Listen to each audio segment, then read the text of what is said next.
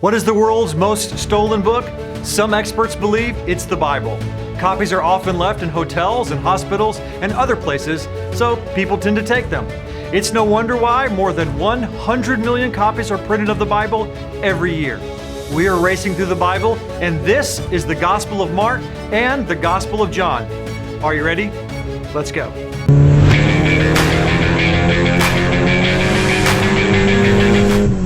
If Matthew's gospel speaks to the thinkers among us, then Mark's gospel speaks to the doers, people who are constantly on the move. There's no birth story, which means there's no stable, no wise men, no shepherds, no genealogy. It's not about background or family tree for Mark. Mark tells us about what Jesus does. And what Jesus does in Mark's gospel is become a servant. And nobody cares about the family tree of a servant. Mark paints a portrait of Jesus as the servant of the Lord, obedient son, doing what the Father desires. Jesus never saw people in need as an interruption in Mark. Mark doesn't write, he reports. We find ourselves breathlessly pulled along as Jesus rushes to do the Father's will. You see words like immediately, just then, and without delay all over Mark's gospel. Mark likely wrote with two immediate audiences in mind. One, the Romans, the masters of Mark's world. Romans were not intellectual philosophers, that was the Greeks. They were people of action. Other people talked about conquering the world, the Romans, they just did it. Mark knew that they would be asking questions about Jesus like, why should I follow this guy? So Mark wanted them and us to see Jesus as a man of action, a man on a mission given to him not by some emperor, but by the God of the universe. The Romans didn't have a background in the Old Testament, so they didn't care and weren't familiar with Jewish customs or laws or writings. So when Mark includes these things, he usually gives a brief explanation of them. Audience number 2 for Mark, Roman Christians under intense persecution from the Emperor Nero. Mark probably wrote his gospel in Rome to Romans. In 64 AD, Nero began a bloody persecution of Christians. It is likely that Peter and Paul had already been executed for their faith by the time Mark wrote his gospel. Christians needed to know they weren't alone in their suffering. The one they worshiped had also suffered and passed through his suffering victorious. Mark was a companion to Peter. In fact, he probably got most of his accounts from Peter. He was also a traveler and a helper to Paul and Barnabas, who was his cousin. Mark was probably a resident of Jerusalem since his mother had a house in the city. And there is this interesting passage in Mark's gospel.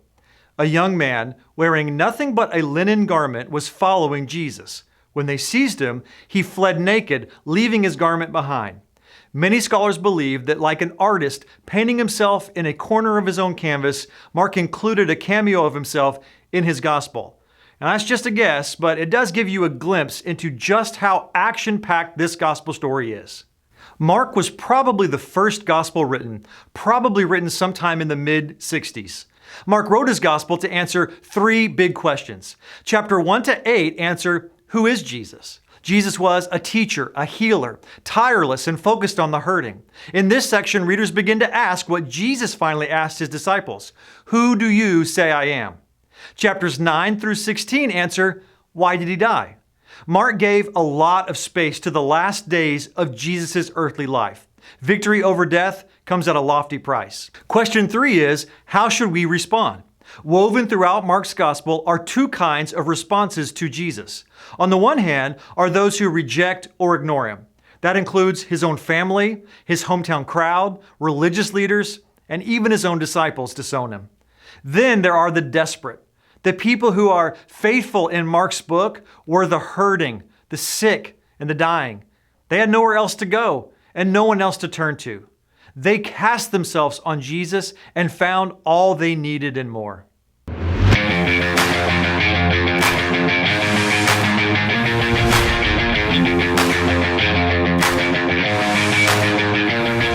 John wrote his gospel to convince his readers that Jesus is God. But he doesn't come right out and say that until the very end. The gospel begins with 18 poetic verses that set the tone for the book and present Jesus' majesty and power. If you're trying to convince people that someone is God, it would help to have some witnesses who profess that to be true. Well, 7 witnesses profess Jesus as God in John. John the Baptist in chapter 1, Nathanael in chapter 1, Peter in chapter 6, Martha in chapter 11, Thomas in chapter 20, John himself in chapter 20, and Jesus himself in John chapter 10. In terms of audience, John wrote his gospel for a universal audience. Regardless of your background, this gospel will speak to you. The Gospel of John clearly has an evangelistic purpose, presenting Jesus and calling upon readers to make a decision about him. The author of the 4th gospel was one of Jesus' closest companions. John refers to himself in an unusual way in his gospel. He refers to himself as the disciple whom Jesus loved. This was the last gospel written, probably written in the 90s. In the first half of the gospel, we follow Jesus as he presents himself to the people of his day. Particularly important in this section are the 7 signs or miracles that Jesus performed, showing who he was. Chapters 13 through 17 show Jesus with his closest followers. In the hours before his arrest, Jesus gathered his disciples in a banquet room built above the home of one of his followers. In this upper room, Jesus tried to prepare his closest friends for the shock of the upcoming death on the cross. The last 4 chapters of John show Jesus and his victory. In the closing chapters, John writes about Jesus' death on the cross and his resurrection to life. Jesus did many other things as well. If every one of them were written down, I suppose that even the whole world would not have room for the books that would be written.